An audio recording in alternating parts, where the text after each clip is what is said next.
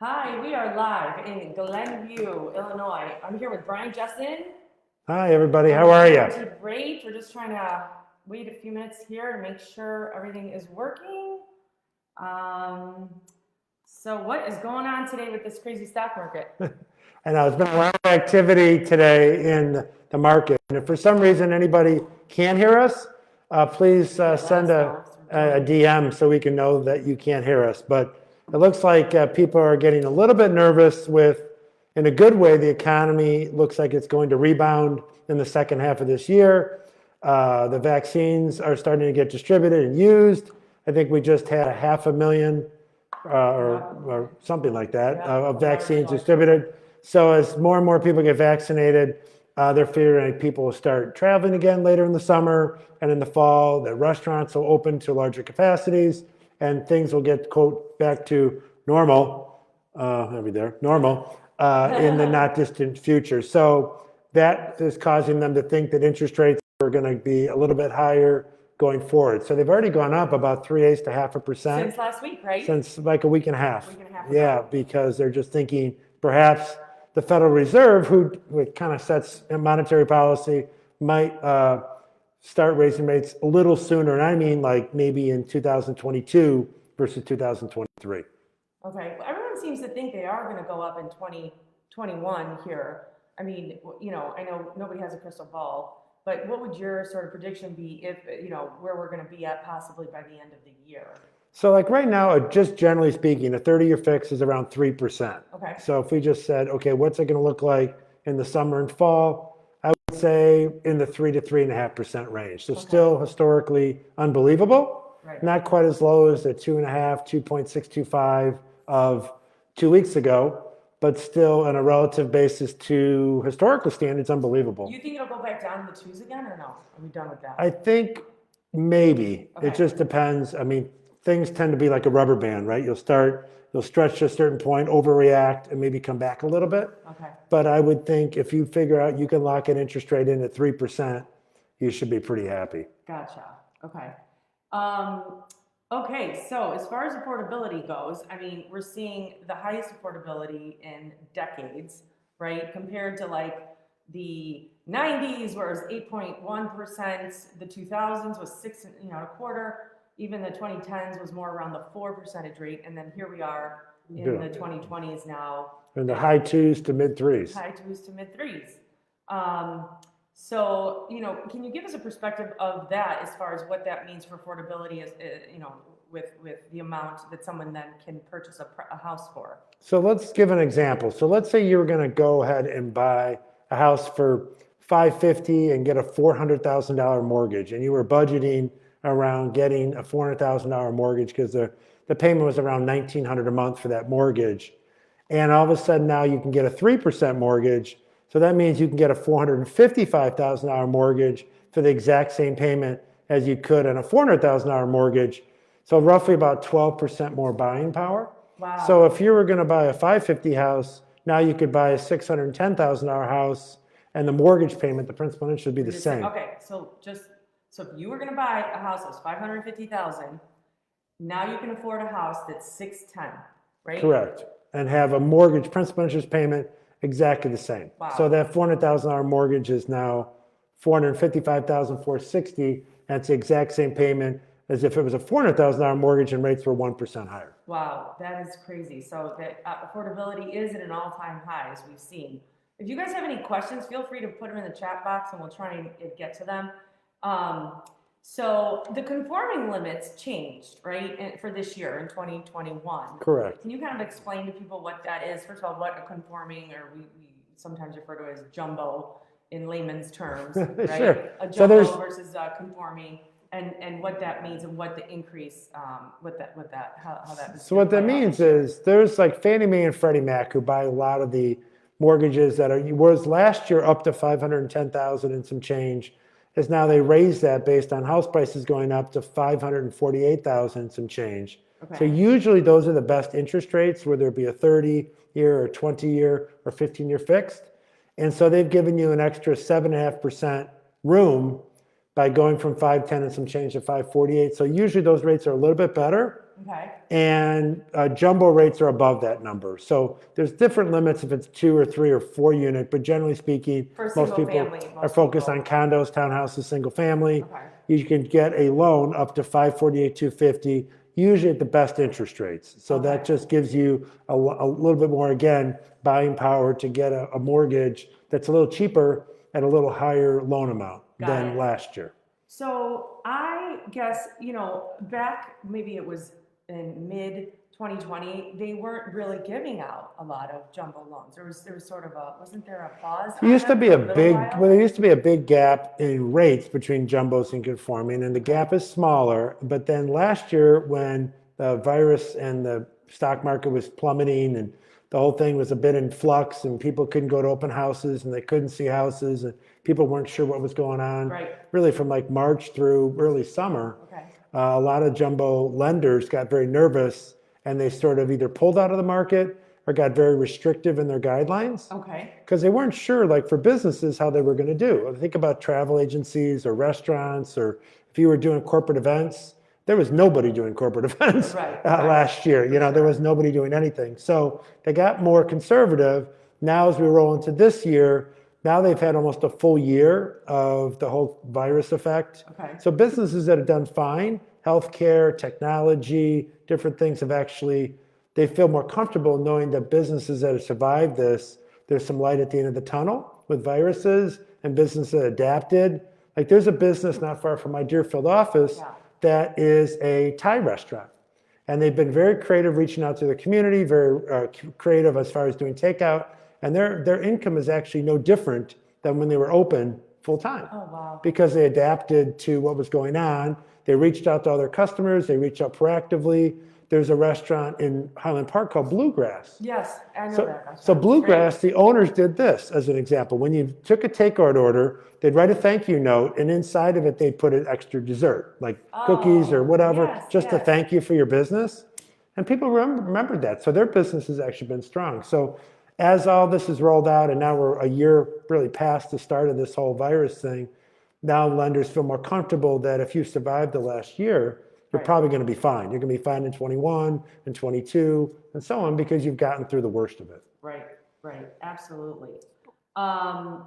So let's talk about, percentages down and what people can do in the conforming versus non and what they need to put down. I'm trying to use my hands to talk. I want to make sure I keep them in the screen. He can't speak without using his hands, right? Okay, sorry. The 20% down versus 10% down. I've been seeing a lot of 5% down loans recently, and not FHA and not a VA. So it seems like there's a lot more options now for people as far as the type of percentage down that they can put on a loan. For sure. So literally, before people have this misconception that it could be, let's say that's Fannie Mae, Freddie Mac kind of loan we just talked about up to 548, that you have to put 10 or 20% down. And really, you only have to put anywhere from 3 to 5% down. Okay. Whether you're a first-time home buyer or a repeat buyer. So you can get away for sure with 5% down. But they're still paying PMI then. They are, but it's actually come down in price a little bit. You could wrap it into the loan, but it's cheaper actually to keep it separate. Okay. And then on jumbos, literally you can buy a house and get a mortgage up to $1.5 million with 10% down. Wow, so 10% down. 10% down. So you don't need 20%, 25, 30%, like some people think. You can get a very affordable mortgage from multiple investors that we deal with 10% down. What kind of interest rate are we looking at then for like $1 million house, just for fun, with 10% down? Probably, if people with good credit, assuming, right? Credit has a say 3.25% to 3.5%. Wow, that's really good. Yeah, it's really unbelievably good. Yeah. So that is a common misperception. Then one thing that's not used a lot that should be mentioned is if you're a veteran or you are currently serving, people think there's a limit on VA loans. I did a loan up just west of Lake Forest in Mettawa. Okay. The guy bought $1.1 million house with a VA loan, and he put like 8% down. It's interesting. With no mortgage insurance. Right, with no PMI, no mortgage insurance. I had a VA loan myself for a $1.2 million house, not myself, but that someone brought me. And I actually questioned it. I was like, wait a minute, can the VA loans really go up this high? I didn't know at the time that there was no real limit, right? Correct. It's just like there's a certain amount up to, you can put 0% down Then you go above that, you do have to put a little bit down, but compared to a regular jumbo mortgage, you're not putting 10, 20% down. You're putting a very low down. And like you said, there's no mortgage insurance. Right, no PMI. And it's a phenomenal rate, So like for the veteran those rates. of you who serve our country, you get, special props here and some amazing, advantages when it comes to VA loans. And we do a thing for veterans that because we appreciate your service, we usually charge a fee to do our loans of $1,290. That fee is waived for veterans. That's great. That's wonderful. So we kind of thank them for their service. That's great. We have a question here. So Leah would like to know, what if I need to sell my house to purchase? What options do I have? And not to worry about having I'm assuming a home sale contingency on my offer. Okay. So if you're Very trying valid to, question these days. I have a person right now that has a house that he has listed for sale. He bought another house. Originally, he was going to do it with selling his house. Okay. Now he's decided, can I afford to do it carrying both houses? And what do I do about my down payment? So there's the things you could do. One, you could put less down, right? Because you can carry both properties, 5 or 10%. Okay. Two, we could do a first and a second. So when you sell your other house, you can pay off the second and have the mortgage you ultimately wanted to. So let's say you're going to buy $1 million house and you were going to get a $700,000 mortgage because you're going to use the proceeds for your house. Sale. Right? You said, well, I have $100,000 or $120,000 in the bank. Why don't I just put 10% down and kind of split the mortgage up to a first and second and do the second such that when I get my proceeds, I'll be left with just that $700,000 mortgage. I'll pay the second mortgage off, which is on the new property, and I'll be left with just my mortgage. So as soon as they close on the property, they can then pay off without any zero penalties on that second, and then just have the primary loan. That is a great, actually. You obviously they would have to have enough equity in their current residence. Is that correct? We don't really look at the equity on their current residence because it's based on the new property. Oh, okay. So say if they're going to buy $1 million property and get a $700,000 mortgage, maybe do the $700,000 mortgage with a $200,000 second on the new property. Got it. And then when they get the proceeds from their house, they pay off the $200,000 mortgage. They're left with their $700,000 mortgage. Makes sense. And we realize everybody cannot afford $1 million. This is just for easy math.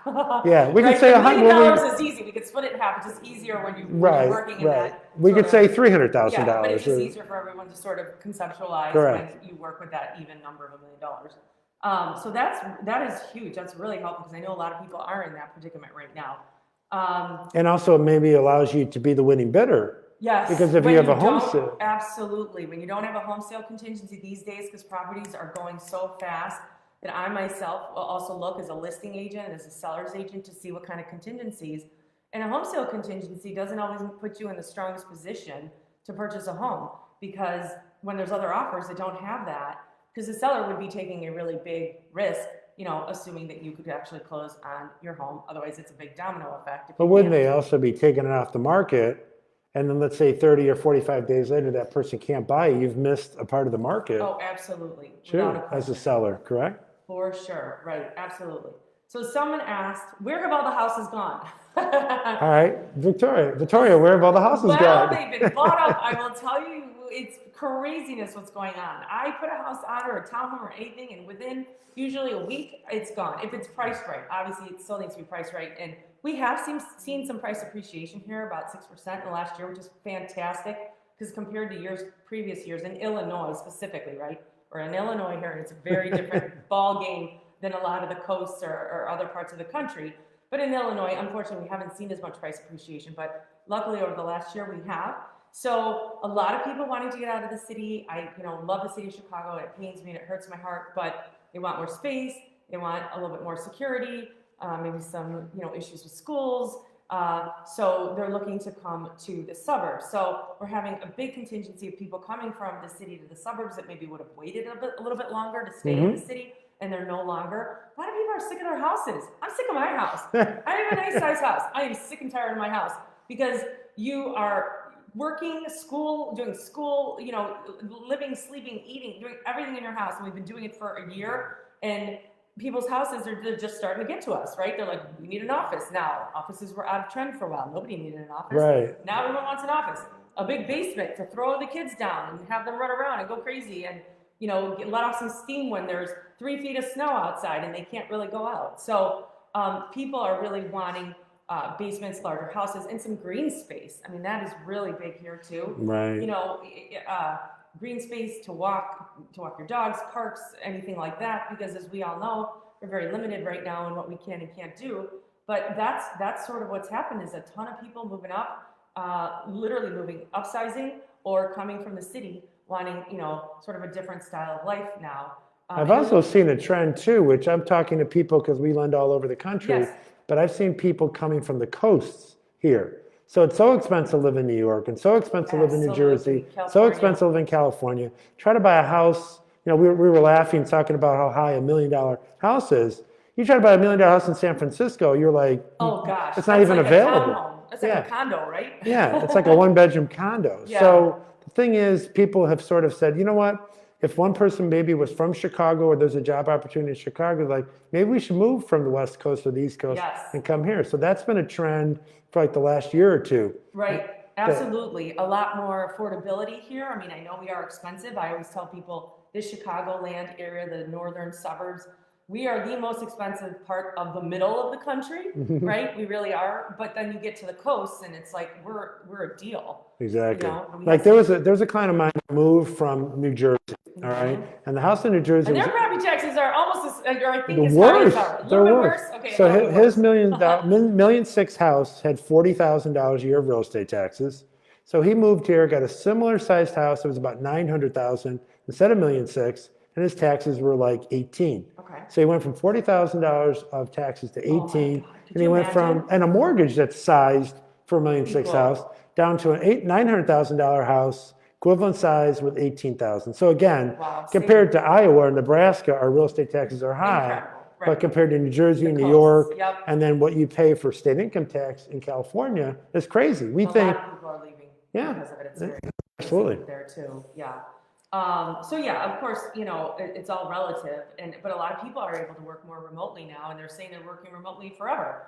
And we have, where we live here in this northern suburbs, North Shore, the airport's 20 minutes away. It's so once unbelievably people fast. start traveling, it is amazing how quick, and then we're 17 miles from the loop. So it's like, it's a perfect location. Another question is, someone wants to know, what do you think about pulling money out of a 401k for a down payment? Like, is that? Especially if you're a first-time home buyer, it's a really good idea because you can take it out without penalty. Okay. And if you pay it back, let's say you take a loan out for it instead of actually a direct withdrawal, you're paying yourself back With interest. With interest. Right. So if the loan is at 5%, the 5% is going back into your account as opposed to paying a bank or paying a mortgage company or paying, a credit card. That money, you're actually paying yourself And back. what happens if you leave the company? You do have to pay it back. Yeah, you'd have to go out and get like a personal loan Okay. and pay it back. Okay. So If you keep do that leave in the mind, that if you company. draw your 401k and then you want to leave the company, you have to be able to pay it back. Correct. Or Okay. arrange to pay it back, or in case, maybe you do have enough equity in your house to get a second mortgage to pay it back. Or a line So, of credit or something. yeah, there's options for that to happen. But it's a very efficient way to do it, and you pay no money. It doesn't cost you anything as far as fees to take the loan out either. So Is you there a take a loan. percent that you would say, like, don't take more than a quarter or a certain percentage? The limit usually is they won't let you take out more than, if your plan, say, had $50,000 in it, Okay. they won't let you take out more than either a number or a percentage. Like they want you to have at least 30 or 40% Okay. left in the account. Oh, so they would actually let you take almost 70% out potentially? 60 or 70, Wow. yeah, Wow. exactly. Okay. So it just depends. Some plans are different. Some are more conservative. Some are more aggressive. So you check with your HR department or your plan administrator of your 401k. But it's definitely a very efficient, specifically for first-time home buyers. Just make sure you're going to stay. That you can't be leaving your company. Sorry, the lighting here is starting to get weird because of the sun setting and then we have shadows. But But it looks good. so yeah, so just make sure that you're planning on staying. Okay, what else can we cover here? Let me just see. What other things do you get questions on all the time? I think I get questions on what if I don't have the greatest credit? How do I handle Yes, that? that's a huge one. And So- what is good credit? Like, what is good credit? What is great credit? What are those numbers? So for jumbo loans, you typically want to be 680 and above, and ideally 700 and above for your credit score. But 680 and above would be fine to get a Okay. loan. The better the 680. credit score, the The better. better the rate. The better the credit score, the better the rate. Correct. Right? Correct. And then you can get a loan that's at Fannie Mae, Freddie Mac that we talked about at like 620 or 640 Oh, you and can. above. Okay. So we have credit repair people. One of them that I'll mention because I've sent him all the time is Todd Stern Yep. for Nationwide Credit Clearing. He actually lives in Glenview without telling you his address. And his office is on the north side of the city. And I've used them for years and they're very trusted. So a lot of times when we start with people, if they have credit issues, we're able to address them before they get too far down the road or they're looking at too many houses, get too excited. We get kind of that worked out ahead of time so then they know they can buy. Another issue is someone not have a lot of taxable income. Okay. Because let's say they own a business and they write off a lot of it, but there's a program that you can look at the bank statements of the business. So if you're paid on a 1099, for example, or like Yeah, or you have your own business, 1099, you have an LLC, an S LLC or corp, S corp. S Okay. corp, Okay. and maybe the tax return doesn't really reflect what you really make because you're writing off a lot of things. There's a program, bank statement programs, where we can take the business bank statements for either 1 year or 2 years and analyze the cash flow. I had a gentleman in the city that bought a very expensive property. I thought his income was about $25,000 a month, about $300,000 a year. Okay. But the property was way more expensive and I didn't think he qualified. So we suggested a bank statement program, got his business bank statements for 12 months. Turns out his income was $100,000 a month. Whoa, I'd like that. I'd like that. So not 25,000 a month, but 100,000 a month. So obviously he qualified for the loan. In fact, my staff right now, we're looking at a person that wants to buy an expensive property and we're looking at his assets. He has really good assets. Right. This happens a lot for retirees. Yes. They might not have as much income, but they've saved a lot of money in their stock account or their retirement account. So we can take those assets and value them. You don't have to touch the assets, but you can actually use that to develop a cash flow. So if you have $1 million in your retirement account and you're of X age, you could say, well, you could take out X amount a month and use that as income, but you don't have to liquidate the assets. Okay. So that's called an asset depletion loan. So we're taking the assets, valuing them at some discount and saying, hey, you could take this amount out forever and you never run out of an asset. So you can go ahead and use that to qualify for a mortgage. Sorry, so asset depletion for people with not necessarily as much income but good assets, or bank statement programs for people that have a business, write off a lot of things, but have a lot of money flowing through the business. Makes sense. And then we have a question. Someone wants to know, do you have to have your 2020 tax return files in order to get a pre-approval?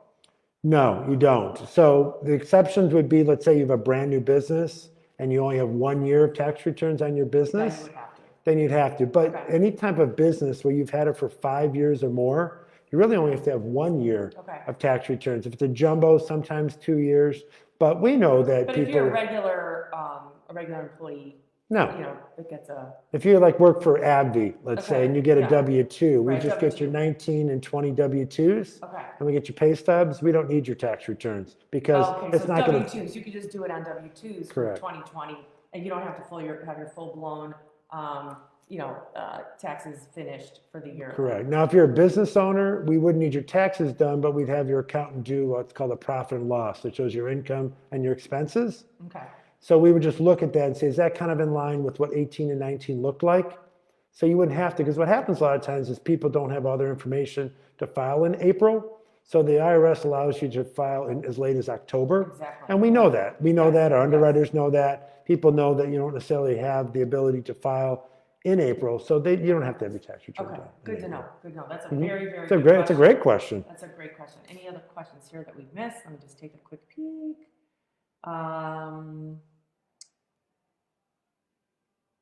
How would someone know if they can carry a house, two houses, basically two mortgages, right? Because they're haven't yet sold their house, they want to purchase something, and then they want to put their house on the market because they know their house will go super fast, because that's, a lot of people are upsizing, so those mid to entry level properties do sell super fast, but they want to secure a home. They don't want to be homeless, they don't want to go into rental, they want to move in with mom and dad, you know what I mean, or in the basement until, And Vittoria can only house so many of her clients. in her house at one time. So she can't do more than Listen, 10, if I more than need 10 rentals, I families. can't even tell you how many people need rentals right now. It's crazy. But even for temporary housing, yeah. So how would that work as far as being So able to two things. One purchase is first? sometimes the sellers are, flexible on their timing. They don't need to sell immediately. They can, close in May or June or something like that because their kids will be done with school. So you can write a contract where it's a little bit later, or you can write a contract that says, okay, we're going to close May 30th or sooner by mutual agreement. So then you sell your house and you're like, hey, we're closing April 30th. Is there any way we can push the purchase up from May 30th to April 30th because we sold? And the seller's like, that's great. We'd love to have you do that because we'll actually get the house sooner. We'll get our money sooner. We can decide what we're going to buy ourselves sooner. So that's one scenario. Or literally, we get your income information, you ask information, and say, okay, can you carry both houses? There's a little bit more flexibility on the debt to income sometimes looking at that. And if you happen to have a buyer that has a clear to close. So they're not going to close, and you're not going to close on your current house till after you buy, but the person buying your house applies for a mortgage, gets approved, and basically has satisfied all the requirements, and you have a copy of their commitment letter. We won't count that house even though you're closing on your sale after you buy. We know the person's gone through all the steps in order to qualify for their loan. Okay. And you won't get that counted against you. So effectively, even though for a week or 2 weeks or a month, you're carrying the house, the person that's buying your house has already satisfied their requirements. A lot of times they'll send them to me. I'll look at them. That's obviously confidential. Right. I won't let either Everything's side know. confidential. Anything that Correct. ever And said. even if anybody sends me a client, they don't know anything. Like if Vittoria sends me a client, all she needs to know is that person, can they afford what they want to buy? We're super fiduciary. We abide by all those laws like attorneys and doctors. Whatever information is sent to either of us about friends or about anybody, we never share any of that information with anyone. So it's just, I wouldn't want that shared. You don't want it shared. And it's a valid concern. I mean, it's a very valid concern. Yeah. So the person that refers me business, if it's a realtor or a builder or whatever, they just want to know, can that person buy the house of 300,000 or 500,000 or $1 million? Then we get an answer. And then yes or no. And then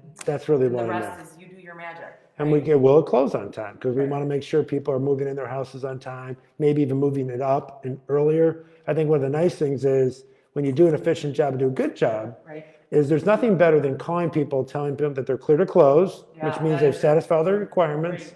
But hey, would you like to move up your closing? Right. And they're like, geez, that'd be great. Let me see from my attorney if the sellers want to do that. And the whole tenor of the transaction is super positive because even if they don't move up the closing, the fact that they could really makes people like realize, wow, this happened fast. And this was a good process. And the sellers sometimes say, well, that's great. It's very comforting. It's a very good, feeling to know that it's already done, all said Correct. and done. And I just told Vittoria, she had a client, she was nice enough to refer to me, that I just told her we're like ready to go. We'll be clear to close next week. They're not closing for several more weeks. So everything's going to be nice and smooth.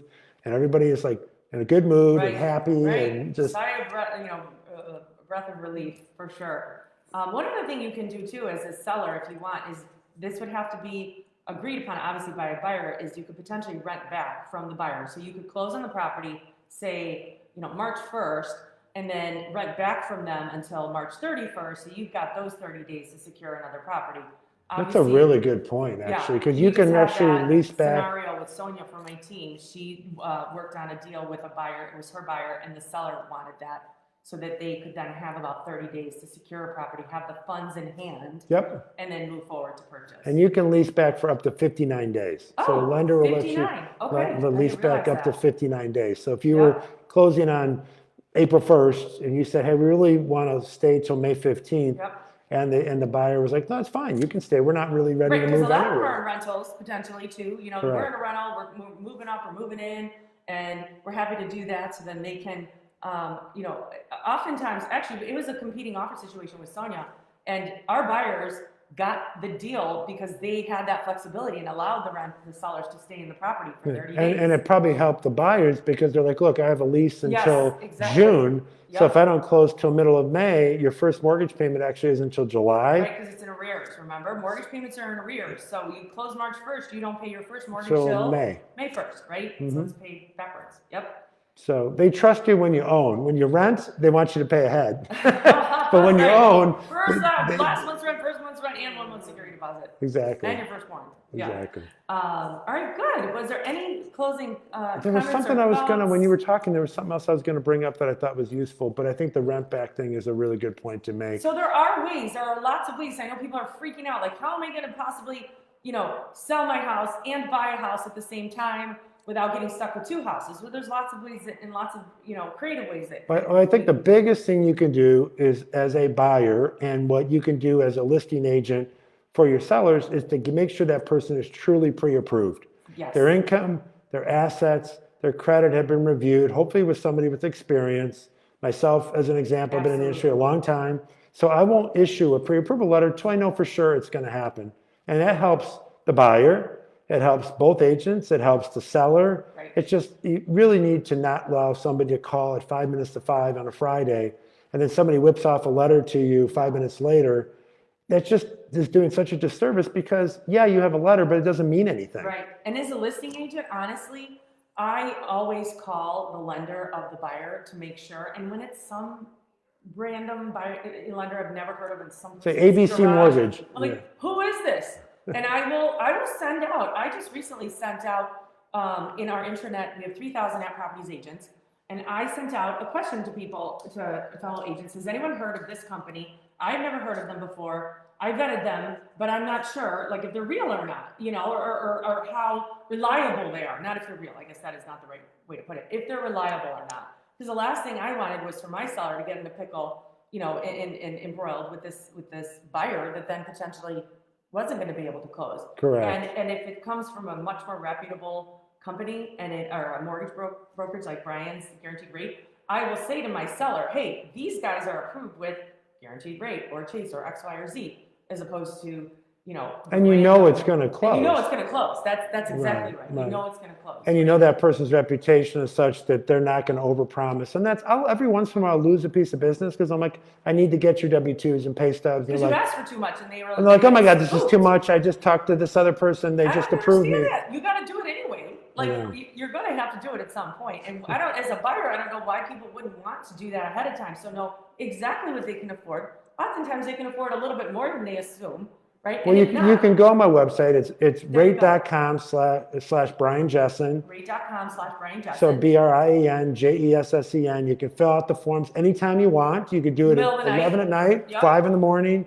You can fill out the information as a pre-approval. You can run your own credit. You can see the credit. That's the same credit we're going to use for your pre-approval. And you can upload through our cloud-based system, completely confidential and completely safe, your W-2s and pay stubs. And if we need your tax returns, you can do it all, and I'll see it all. So I'll pull it up. If you do it at 5 in the morning, I come in the office at 8 in the morning, I'll see the fact you've applied. I'll see the fact your documents are there. I'll see the fact your credit's there. So literally the same day, we can have your pre-approval done, but done the right way. The right way and accurately. So that's a good question, because a lot of people are worried about getting their credit score pulled and their credit dinged because they're. I know, they're like freaks about it, actually. But what is that? Like, first of all, how much does it really affect your credit? And secondly, do we really need to be worried about this? So it's 2 points on a credit pull. So if I have a 700, it go down to 698? 698. Okay. And if you have, let's say you're shopping around, which really, once you get the property is the time to shop around. But let's say you were shopping around up front before you even applied for the pre-approval. If you had 2 companies do it, as long as they're doing it within a 30-day window, it really doesn't affect it, the second person doing it. Okay. They know you're shopping around. When you go get an auto loan and the auto dealer is showing you like Glenview State Bank, and they're showing you Harris, and they're showing the, GMAC or Nissan Financial or whatever it is, they are shopping around, but it's within a short period of time. So the algorithms of the credit know you're shopping for credit, and it doesn't try to overly ding you. Now, if you're doing it with I wouldn't recommend, don't talk to 6 or 7 or 8 mortgage people. That's ridiculous. Right. There's not that much of a difference. Don't be freaked out by uploading and getting one credit score, 2 even, right? Like, correct. It's not really going to affect you that much. It's not going to affect you that much. And it's a short-term effect too. It's not, it's like 4 months later, 6 months later, your credit's going to be the same, if not better. And the fact you get a mortgage is going to help your credit too. Absolutely. It's one of the biggest factors of helping your credit when you get a mortgage and you pay on time. So, but also, like I said, with the pre-approval, if there are any issues, That's when we address those issues by looking at that. And you're paying $0 to get a pre-approval, zero. Right, $0. So if there's an issue, at least you know about it. We can address it. We can try to fix it. We know if it's going to be a fix, it's going to take 2 months. Is it going to take 6 months? So you're not looking at properties, getting your hopes up. The realtor's not wasting their time. The sellers are not pulling things off the market.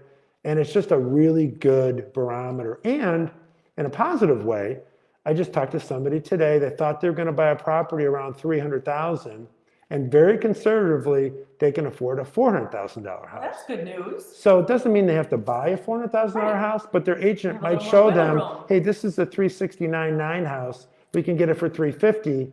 You thought you were only going to buy $300,000, but this is either got extra bedrooms, more space, the basement's finished, it's in a little better school district, whatever it might be. So, and conversely, if you think you can afford a $400,000 house, and Victoria is showing you $400,000 houses, and then you get pre-approved, they're like, you can only afford $300,000, then you hate every house. There's nothing worse. After that, you saw the $400,000 house. So the problem is not doing that up front can be really damaging on both sides. One, you're not seeing houses that you could afford, that are houses that you'd even like better. And conversely, if it's the opposite, you're seeing these houses you love and somebody takes it away from you because you can't afford it. No, yeah. So that's the worst. Right. Okay, so one more closing thought, because I feel like this, is very important and needs to be sort of addressed. What should we not be doing while we're in the mortgage process and trying to close on a house? What are the things that we shouldn't do as buyers before we're looking to close and buy a house? It's probably the best question of the day. Right? Like, what is the number one thing? Like, don't buy a car. So don't, like when we run your credit and we give you the pre-approval letter, or obviously a mortgage commitment, don't do anything to affect your credit. Don't open accounts. Don't close accounts. Like some people will pay off a credit card and they'll close the credit card. Don't close it. Don't close accounts. Because if you pay it down, that's great, but don't close it because it ruins the positive effect of paying down the debt. Okay. Don't get so excited that you go buy furniture. Don't buy anything look at the expensive. furniture. Don't buy a car. Don't buy a car. Don't buy furniture. Don't, if you Wait until you close. Don't get that new auto lease if you can afford to not get so just kind of keep the credit stagnant. You know it's good enough to get your loan, and you don't want to do anything to mess it up. If you can avoid changing jobs. Now, if you're going from, Baxter to Abbott, it's a very similar thing, so it should be fine. But don't be working at Baxter and suddenly want to become a mortgage broker. Right. And I accepted a job. There's no base pay. I don't even know how much you're going to make. Well, then you won't get your loan because you changed careers in the middle of your mortgage process. And I had that happen one time with a client that had a very successful career. Lenders will call a couple days before you're closing to make sure you're still working at the company you said you're working at. This person wasn't there. Oh my gosh. I'm like, what the heck? So I called the client. I'm like, what's going on? Like, what happened? He's like, oh, I switched from X to Y. Oh my gosh. And I'm like, it's just like closing in 2 days. Like, what the heck? Why did you do that? And he goes, well, it's a better opportunity for me. I said, well, do you have an offer letter? Yes, I have an offer letter. He sent me the offer letter. It's fine. But I said, why didn't you tell me? Yeah. He's like, well, I didn't want to mess up the mortgage. Listen, they find out one way or another. They'll know that you're changing jobs, that you're buying something that you're not supposed to be doing. They check up on you right before closing too. It's not like once you're pre-approved or gone through the steps that it just stops. So we won't pull your credit score again, but they do what's called a soft pull. It's an unofficial credit report, but they look at your debts that when you applied and look at your debts before closing and say, okay, have their debts gone up? If they went down a little bit, they don't care. If they're about the same, they don't care. Right. But if you had $5,000 of credit card debt, suddenly you have $50,000 of credit card debt, that's a problem. Yeah. You had a $5,000 auto loan, now you went out and bought a $50,000 car, that could affect your closing. So try to keep your credit the same. Your job. Don't open and close. Yep. If you're gonna switch a job, call your lender and make sure it's fine. Get a copy of the offer letter to the lender to make sure it's fine. Usually you have to have one pay stub before you close. So if you're gonna change jobs and you're not gonna have a pay stub right before you close, that could be a problem. So just, we're on your side. Right. Victoria's on your side. We have two things in common. We want you to be happy and we want you to get you to the finish line, get you that house. Smoothly. Right? So just come to us. If you have a question, call us. Send an email, send a text, and say, hey, I'm thinking about doing this. What do you think? And we'll tell you that's fine or that's not fine. No questions, stupid question. No question's a stupid question, because we want to make sure that there isn't a problem. And again, client satisfaction ratings, I'm at 99% in an industry that typically has 60% happy Wow. clients. Victoria is the same thing. Yep. And that's because we take those steps to make sure it's a smooth experience. Wonderful. Well, thank you so much for your You're time welcome. today, Brian. Thank you. If you guys have any other questions, please feel free. You can text or call or email, and we'd be happy to answer any Yeah. questions. And my email is very simple. It's Brian, BRIAN, @rate, like an interest rate. Brian @rate.com. Vittoria? Vittoria at atproperties.com. There you go. So thank you so much. Thank you, guys. Enjoy. Take care. Bye now. Bye.